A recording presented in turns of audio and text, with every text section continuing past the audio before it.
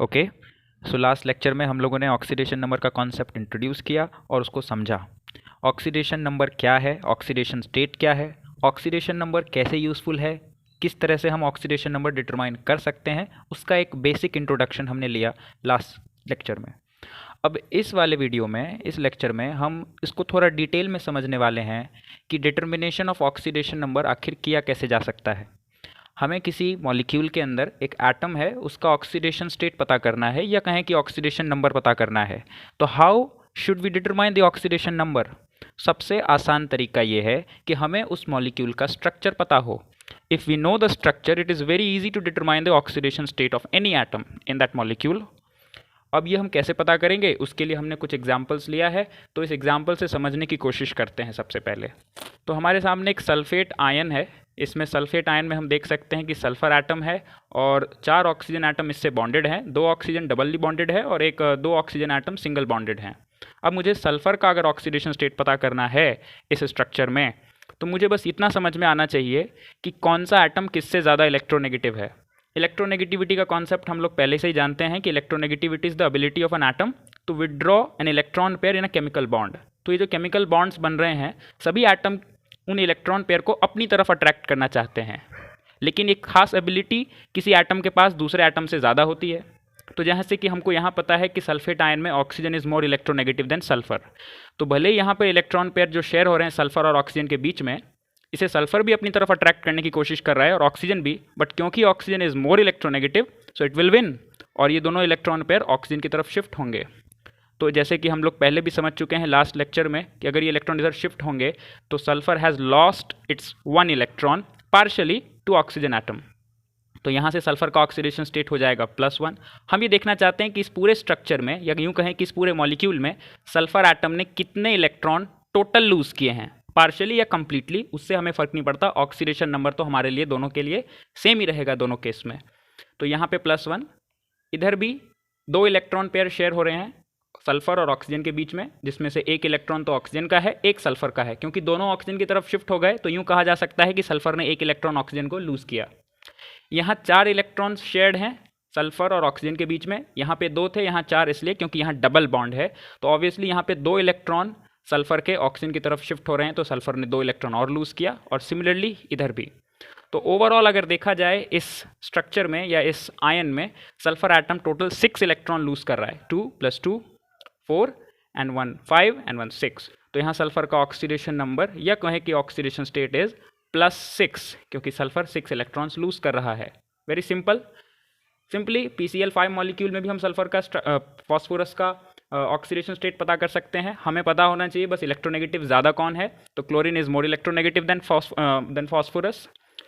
यहाँ पर फिर से 1 इलेक्ट्रॉन की शेयरिंग हो रही है, लेकिन पार्शियल शिफ्टिंग कुछ इस तरह से होगी। तो अगर हम इस मॉलिक्यूल को ऑब्जर्व करें तो टोटल फॉस्फोरस 5 इलेक्ट्रॉन्स लूज़ कर रहा है पार्शियली टू क्लोरीन एटम, इसलिए फॉस्फोरस का ऑक्सीडेशन नंबर इस केस में होगा +5।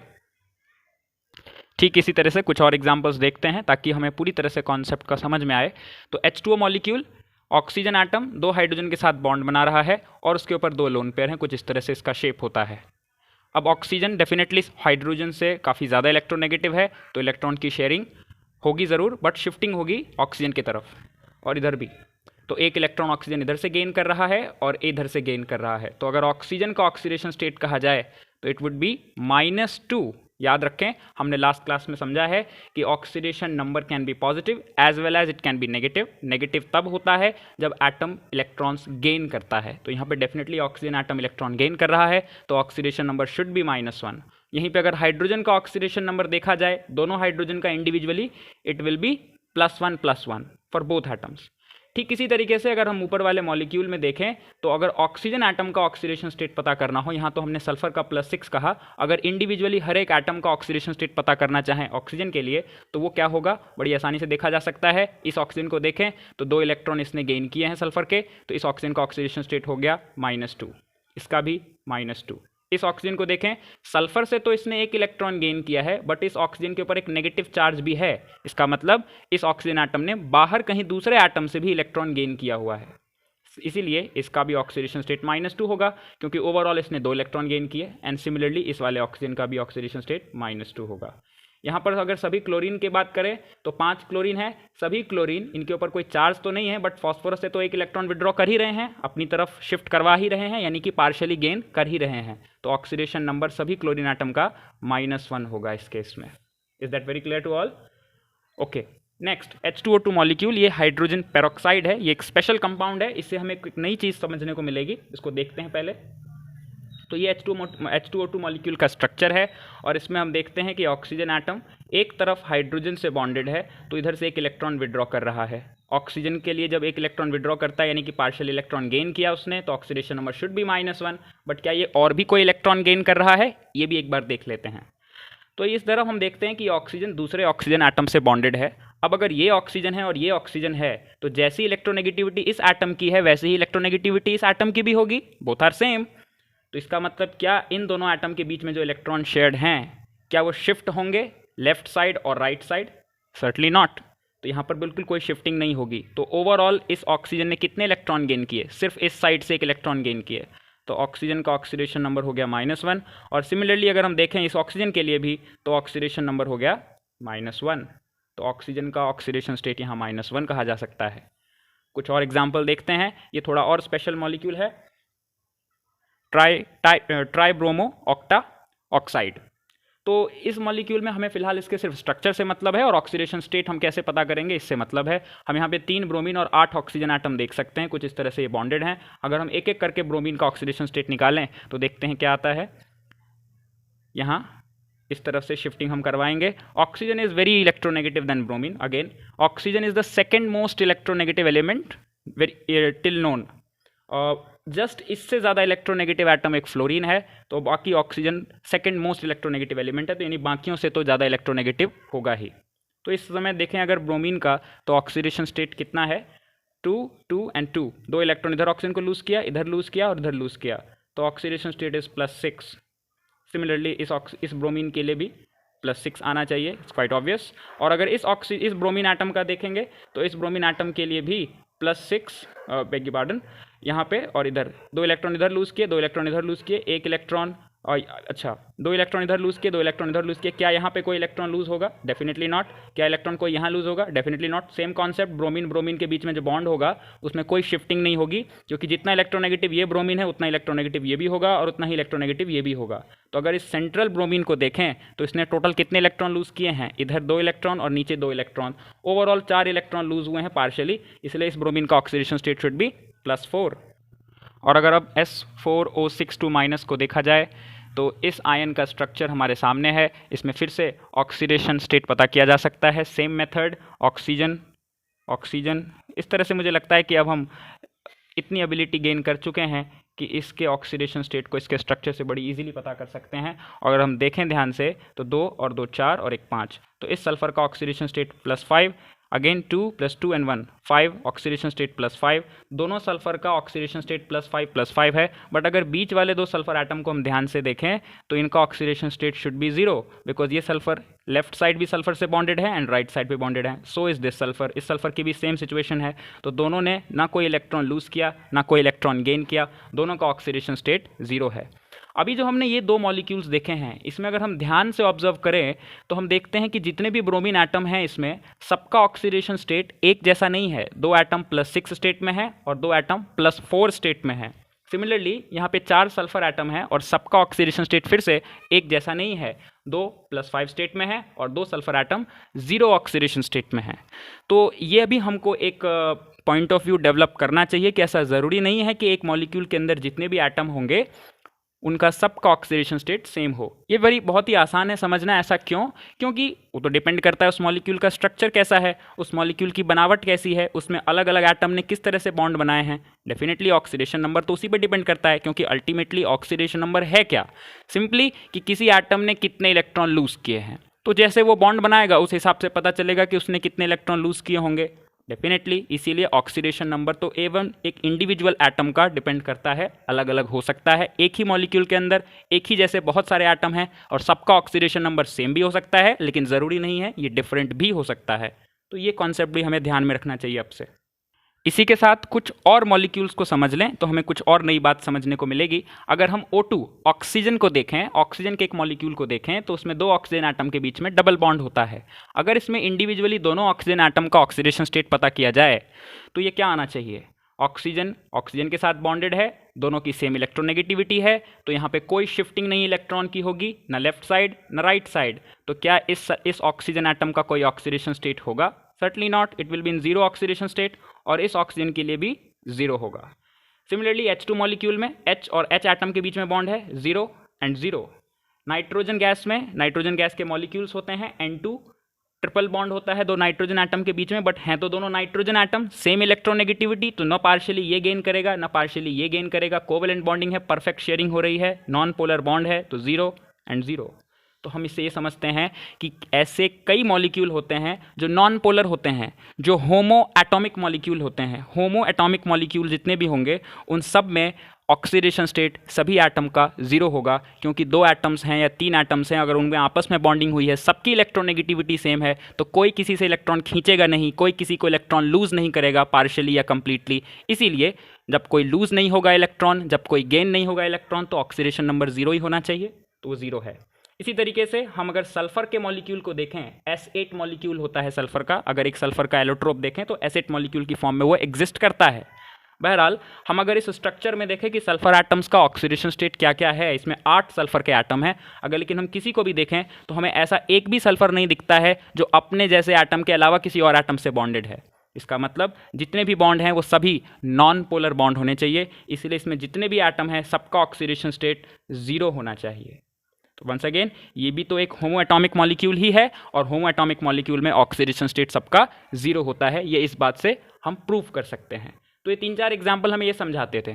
ओके, इसके बाद अब हम ये समझना चाहते हैं कि क्या अगर किसी मॉलिक्यूल में एक एटम का ऑक्सीडेशन नंबर हमें पता करना है तो हर बार हमें स्ट्रक्चर ही पता होना चाहिए? सबसे आसान तो यही होगा कि हमें स्ट्रक्चर पता हो। तो कितना आसान हो सकता है ऑक्सीडेशन नंबर डिटरमाइन करना, वो हमने अभी देखा ही कुछ एग्जाम्पल्स से। बट इन सभी एग्जाम्पल को देख करके हम कुछ जनरलाइजेशंस भी कर सकते हैं। हमने जितने एग्जाम्पल किए हैं इसमें ज़्यादातर केसेस में देखा है कि जहाँ जहाँ ऑक्सीजन है उनका ऑक्सीडेशन स्टेट हर बार -2 आ रहा है, चाहे सल्फर सल्फेट आयन में देखें, चाहे वाटर में देखें, चाहे इन मॉलिक्यूल्स में हम देखें, यहाँ पे हमें ऑक्सीडेशन स्टेट -2 ही देखने को मिलेगा। और ये एक्सपेरिमेंटली प्रूव किया जा सकता है। हम ज़्यादातर कंपाउंड अपने नेचर में ऑब्जर्व करते हैं, और ऑक्सीजन अगर वहाँ पे कंबाइंड स्टेट में होता है तो उसका ऑक्सीडेशन स्टेट -2 ही होता है। May be oxygen 2 electron gain करके ज़्यादा स्टेबल होता है, इसीलिए जब कभी भी ऑक्सीजन का एटम कंबाइन करेगा वो 2 इलेक्ट्रॉन गेन करेगा। और शायद हम इस रूल को पहले समझ ही चुके हैं, ऑक्टेट रूल, कि ऑक्सीजन को 2 इलेक्ट्रॉन की ज़रूरत है, उससे उसकी कॉन्फ़िगरेशन एक नोबल गैस कॉन्फ़िगरेशन बन जाती है, इसीलिए वो काफ़ी स्टेबल हो जाता है। However, it is not the ultimate rule. Oxygen कभी कभी -1 ऑक्सीडेशन स्टेट भी शो कर सकता है, जैसे कि H2O2 मॉलिक्यूल हम देख रहे हैं, यहाँ ऑक्सीजन का ऑक्सीडेशन स्टेट -2 है। इस वाले मॉलिक्यूल में ऑक्सीजन का एटम बहुत ज़्यादा स्टेबल हो ना हो, लेकिन ऑक्सीडेशन स्टेट तो -1 हो गया, इसका मतलब ऑक्सीजन कभी कभी -1 ऑक्सीडेशन स्टेट शो करते हुए भी कंपाउंड बना सकता है।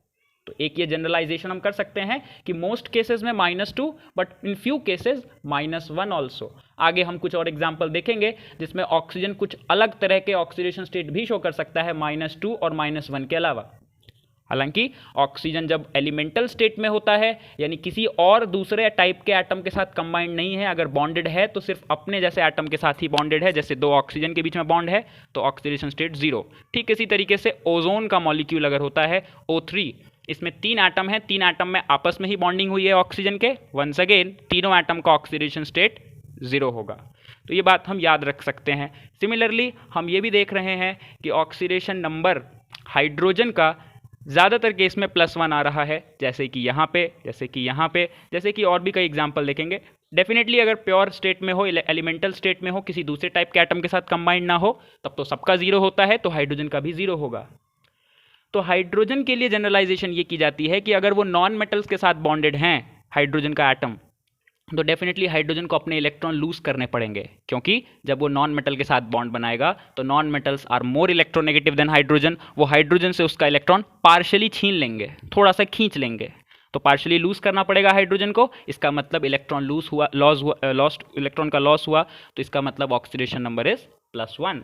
हाउएवर हाइड्रोजन अगर मेटल के साथ बॉन्ड बनाता है तो हाइड्रोजन अपना इलेक्ट्रॉन लूज नहीं कर सकता, क्योंकि metals are more electropositive.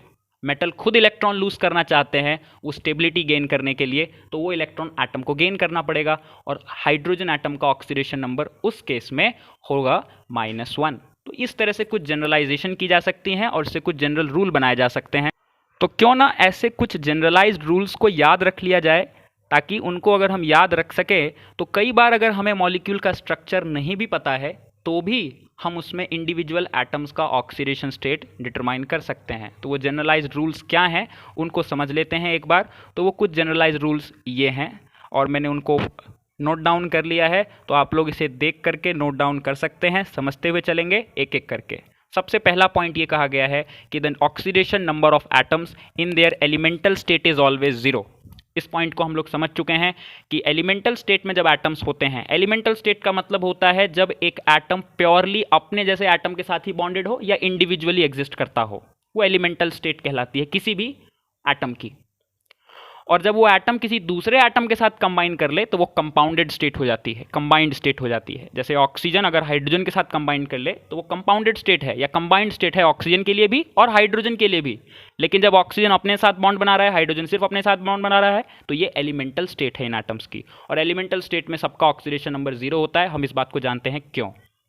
Point number next, the oxidation number of group 1 elements is always +1 in combined state. Once again मैंने कहा अगर वो एलिमेंटल स्टेट में होंगे तो सबका 0 होगा। जैसे कि ग्रुप 1 में एक सोडियम एलिमेंट आता है, अभी मैंने यहाँ पे नोट डाउन कर दिया है तो इसको भी देख सकते हैं। ग्रुप 1 में एलिमेंट हैं lithium, sodium, potassium, rubidium and caesium.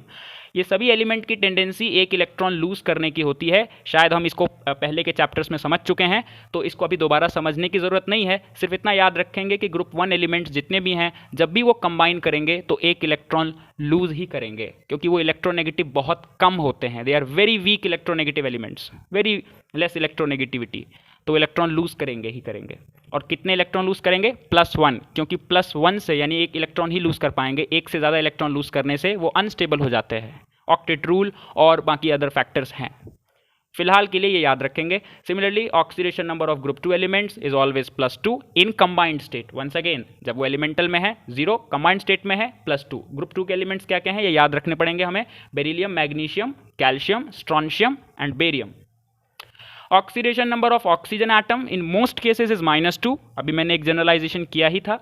However, there are some exceptions. वो exceptions क्या हैं हम जानते हैं। Oxidation number of O atom in case of peroxides is -1। Peroxide उस कंपाउंड को कहते हैं जिसमें ऑक्सीजन का ऑक्सीडेशन स्टेट -1 होता है। और अगर ऐसे कंपाउंड्स हैं जिसमें ऑक्सीजन का ऑक्सीडेशन स्टेट -2 है तो उसे हम सिंपली ऑक्साइड कहते हैं। ऑक्साइड तो हम लोग कई बार यूज़ भी करते आ रहे हैं, ऐसे नाम हमने सुने हैं पहले। पेरोक्साइड शायद हम पहली बार सुन रहे हों। तो पेरोक्साइड उन कंपाउंड्स को ही कहते हैं जिसमें ऑक्सीजन -2 में नहीं है, -1 में है। तो डिफरेंशिएट करने के लिए नाम में थोड़ा सा चेंज कर दिया गया, उसे पेरोक्साइड कहते हैं। इसके कुछ एग्जाम्पल हमने एक तो देख ही लिया है, H2O2। एक और एग्जाम्पल सोडियम पेरोक्साइड Na2O2। इसके ऊपर डिटेल में हम जैसे जैसे केमिस्ट्री में आगे स्टडी करते हैं धीरे धीरे हमारी अंडरस्टैंडिंग डेवलप और होगी। Oxidation number of O atom in case of super oxides is -1/2। अब -1 है पेरोक्साइड के केस में। जिस कंपाउंड में ऑक्सीजन का ऑक्सीडेशन स्टेट -1/2 है वो सुपर ऑक्साइड कहलाता है। यहाँ पर एक चीज़ समझ लेनी चाहिए कि -1/2 भी ऑक्सीडेशन स्टेट हो सकता है क्या? हमें दिक्कत माइनस से नहीं है, हमें दिक्कत 1/2 से है। क्या फ्रैक्शनल ऑक्सीडेशन नंबर हो सकता है किसी एटम का? तो डेफिनेटली इसका मतलब तो ये हुआ कि कोई एक एटम सिर्फ हाफ इलेक्ट्रॉन गेन करे। क्या ऐसा हो सकता है कि एक इलेक्ट्रॉन को काट दिया जाए 2 पार्ट में और आधा इलेक्ट्रॉन गेन किया जाए सिर्फ? ऐसा डेफिनेटली नहीं हो सकता। एटम में इलेक्ट्रॉन्स को डिस्ट्रॉय करना पॉसिबल नहीं है हमारे लिए। तो एक इलेक्ट्रॉन को हम आधा कैसे गेन कर सकते हैं या आधा कैसे लूज कर सकते हैं? तो सर्टनली ये एक एवरेज नंबर है।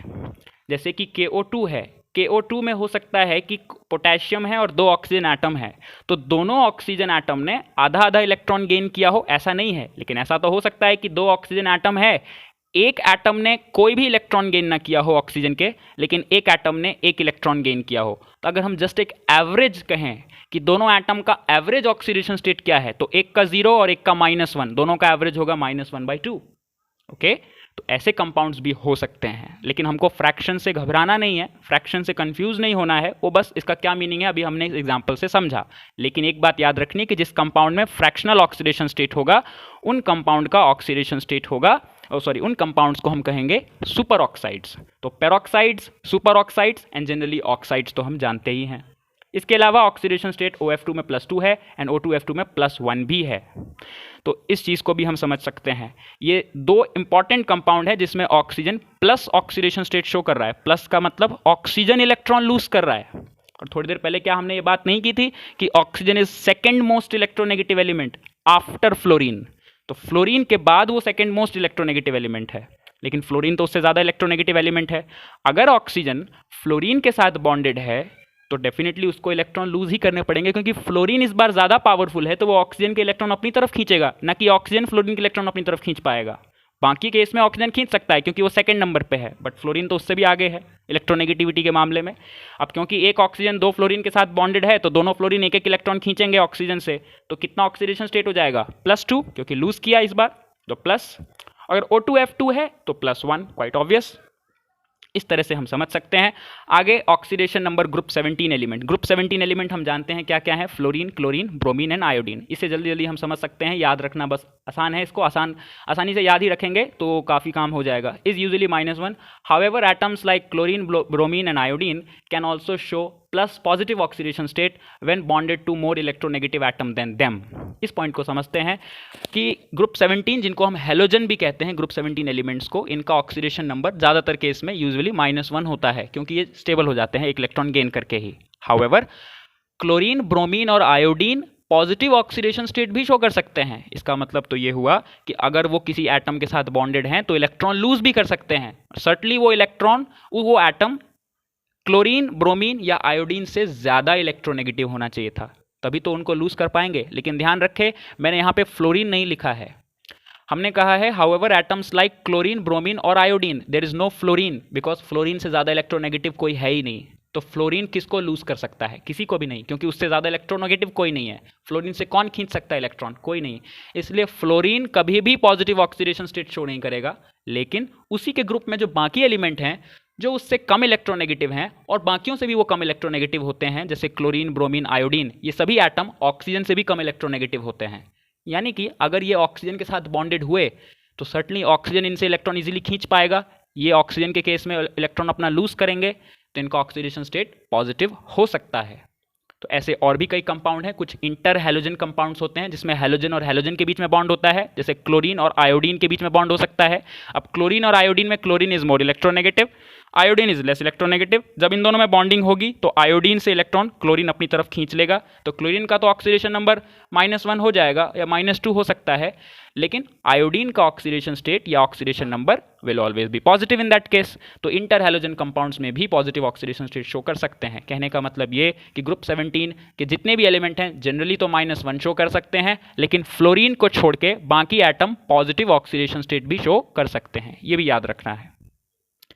अब एक लास्ट पॉइंट समझ सकते हैं हाइड्रोजन एटम के लिए कि oxidation number of hydrogen atom is +1 when bonded to non metals and -1 when bonded to metal. इसकी डिस्कशन हम पहले कर चुके हैं, तो बस इसको एक बार देख लें। तो अब इन जितने भी रूल्स हमने पढ़े हैं, क्या इन रूल्स को अप्लाई भी कर सकते हैं? अप्लाई करके देखते हैं। अप्लाई करके अगर हम समझ पाएँ तो और आसान होगा।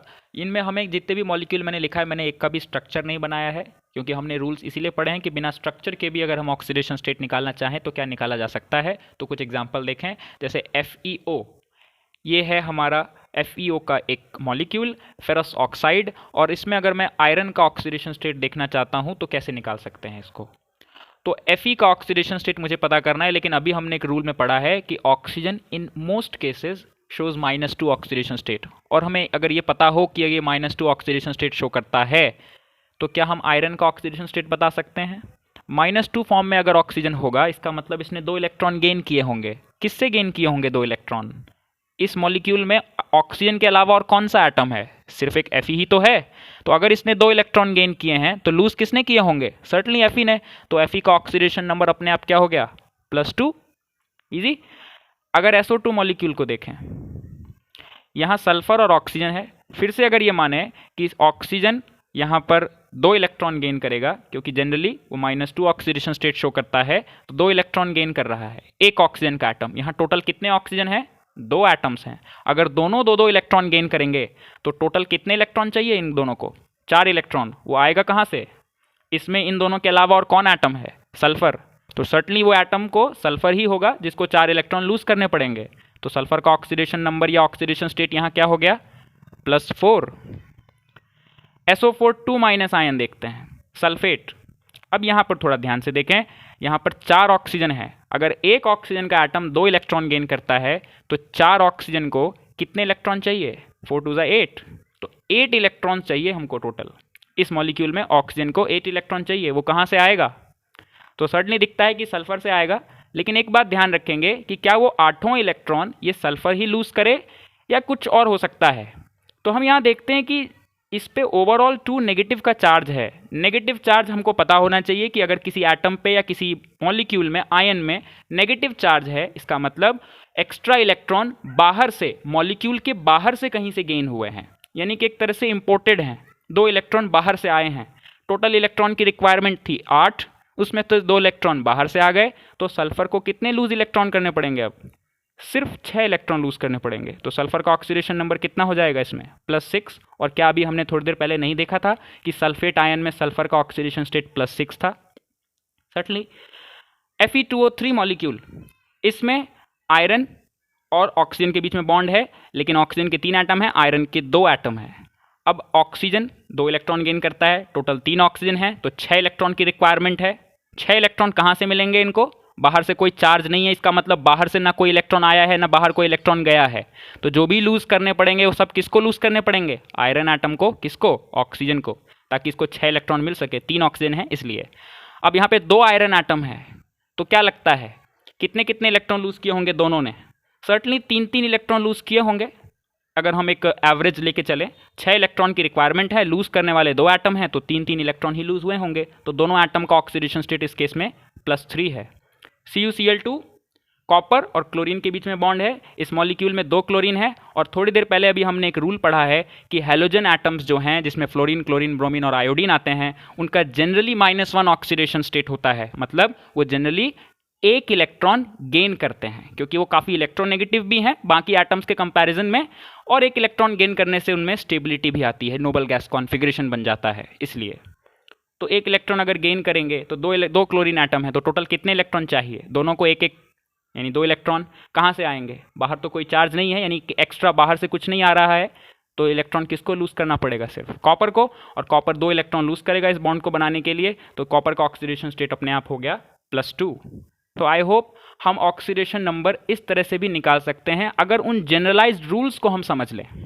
सबसे आसान तरीका तो स्ट्रक्चर से है, बट ये रूल्स भी हमें समझा सकते हैं इस तरह से ऑक्सीडेशन नंबर निकालने के लिए।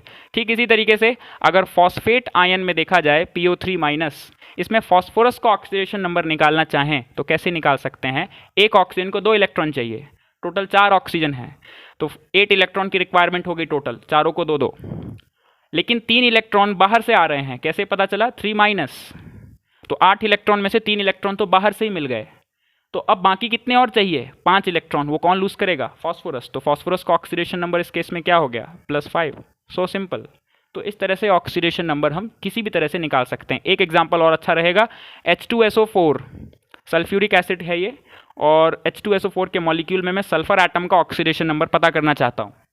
तो हमें दिखता है कि यहाँ पे सल्फर के अलावा 4 ऑक्सीजन और 2 हाइड्रोजन है। 4 ऑक्सीजन है, एक ऑक्सीजन को 2 इलेक्ट्रॉन चाहिए, मोस्ट केसेस में यही होता है। तो 4 ऑक्सीजन को टोटल 8 इलेक्ट्रॉन चाहिए। अब 8 इलेक्ट्रॉन आएंगे कहाँ से? सबसे पहले तो ये दिखता है कि इस मॉलिक्यूल पे ओवरऑल कोई चार्ज है नहीं, जैसे कि फॉस्फेट में था, जैसे कि सल्फेट में था। इस तरह से कोई चार्ज नहीं है, यानी कि बाहर से कोई इलेक्ट्रॉन नहीं आ रहा है। तो ये 8 इलेक्ट्रॉन मॉलिक्यूल के अंदर ही बाकी एटम्स को लूज करने पड़ेंगे। अब ऑक्सीजन को 8 इलेक्ट्रॉन चाहिए, 4 ऑक्सीजन को, तो कहाँ से लूज हो सकता है? यहाँ देखते हैं, एक सल्फर है और 2 हाइड्रोजन है। हाइड्रोजन का क्या कोई कॉन्ट्रीब्यूशन होगा इस बार? सर्टनली। कैसे? हम देखते हैं सल्फर और ऑक्सीजन दोनों ही नॉन मेटल हैं, और हमने एक पॉइंट अभी थोड़ी देर पहले पढ़ा है कि हाइड्रोजन जब नॉन मेटल्स के साथ बॉन्डेड है तो ऑक्सीडेशन स्टेट उसका +1 होता है, यानी वो 1 इलेक्ट्रॉन लूज करता है। तो यहाँ 2 हाइड्रोजन है और सल्फर और ऑक्सीजन दोनों ही नॉन मेटल हैं, तो इनके साथ ये बॉन्डेड है, तो 1-1 इलेक्ट्रॉन लूज करेंगे दोनों ही एटम। तो 8 की रिक्वायरमेंट थी, जिसमें हाइड्रोजन की तरफ से 2 इलेक्ट्रॉन हमें मिल रहे हैं, दोनों इसकी तरफ से एक एक। तो अब बचे कितने? 6 इलेक्ट्रॉन्स। वो कहाँ से मिलेंगे? सर्टनली सल्फर से। तो सल्फर का ऑक्सीडेशन नंबर एक बार फिर यहाँ पे क्या हो गया? +6। तो हम इस तरह से भी ऑक्सीडेशन नंबर पता कर सकते हैं। अब एक हमारे पास मॉलिक्यूल है, ये कंपाउंड है पोटेशियम फॉस्फेट। पोटेशियम फॉस्फेट में मैं फॉस्फोरस का ऑक्सीडेशन नंबर निकालना चाहता हूँ। देखते हैं कैसे करेंगे। ऑक्सीजन वंस अगेन 2 इलेक्ट्रॉन चाहिए, 4 ऑक्सीजन है तो 8 इलेक्ट्रॉन्स की रिक्वायरमेंट है। एक ऑक्सीजन को 2 इलेक्ट्रॉन, 4 ऑक्सीजन एटम को 8 इलेक्ट्रॉन चाहिए। कोई बाहर से चार्ज नहीं है, यानी बाहर से कोई इलेक्ट्रॉन नहीं आ रहा। तो अब इन्हीं पोटेशियम और फॉस्फोरस को मिल के 8 इलेक्ट्रॉन लूज करने पड़ेंगे। हमने एक पॉइंट पढ़ा था कि ग्रुप 1 के जितने भी एलिमेंट हैं उनका ऑक्सीडेशन स्टेट हमेशा +1 होता है कंबाइंड स्टेट में। जैसे कि ग्रुप 1 में यहाँ पोटेशियम दिखता है, पोटेशियम एलिमेंट ग्रुप 1 का है, तो ये यहाँ पे कंबाइंड स्टेट में भी है, तो एक पोटेशियम का एटम 1 इलेक्ट्रॉन लूज करेगा, क्योंकि +1 ऑक्सीडेशन स्टेट का यही मतलब है। इसका +1 ही ऑक्सीडेशन स्टेट होगा, ये तो हमें पता ही चल गया। 3 पोटेशियम है, तीनों अगर एक एक इलेक्ट्रॉन लूज करेंगे तो टोटल 3 इलेक्ट्रॉन तो पोटेशियम से मिल गए। इस मॉलिक्यूल में 8 इलेक्ट्रॉन की रिक्वायरमेंट है ऑक्सीजन को, क्योंकि 4 ऑक्सीजन एटम है। 8 में से 3 पोटेशियम से आ रहे हैं, तो फॉस्फोरस को कितने लूज करने पड़ेंगे? अब सर्टनली 5 इलेक्ट्रॉन। तो फिर से फॉस्फोरस का ऑक्सीडेशन स्टेट हो गया +5। तो बड़ा आसान है, अगर हम उन रूल्स को याद रख लें बस, तो ये हमारे लिए एक तरह से शॉर्ट ट्रिक है किसी भी मॉलिक्यूल में या किसी भी आयन में किसी एटम का ऑक्सीडेशन नंबर निकालने का। और अब एक हम लास्ट कॉन्सेप्ट समझ लें इस वीडियो में, कि अगर हम थोड़ी सी कैलकुलेशन को और सिंप्लीफाई करना चाहते हैं तो ये 2 पॉइंट्स हमें याद रखने चाहिए। ये 2 पॉइंट्स हमारे सामने हैं, वो क्या हैं? Sum of oxidation states of all atoms in a neutral molecule is always 0। एक न्यूट्रल मॉलिक्यूल जैसे कि CuCl2, जैसे कि Fe2O3, जैसे कि K3PO4, H2SO4, SO2, ये न्यूट्रल मॉलिक्यूल है, इनके ऊपर कोई चार्ज नहीं है। तो किसी न्यूट्रल मॉलिक्यूल में ऑल एटम्स ऑक्सीडेशन स्टेट, यानी कि उस न्यूट्रल मॉलिक्यूल में जितने भी एटम हैं सबका कुछ ना कुछ ऑक्सीडेशन स्टेट होगा। अगर उन सभी के ऑक्सीडेशन स्टेट का सम कर लिया जाए, उन्हें जोड़ दिया जाए, इज ऑलवेज 0। तो उन सबका सम किसके बराबर होगा? 0 के बराबर। ये याद रखेंगे, अभी कुछ प्रैक्टिस करके देखते हैं। और दूसरा पॉइंट ये है कि sum of oxidation state of all atoms in an ion.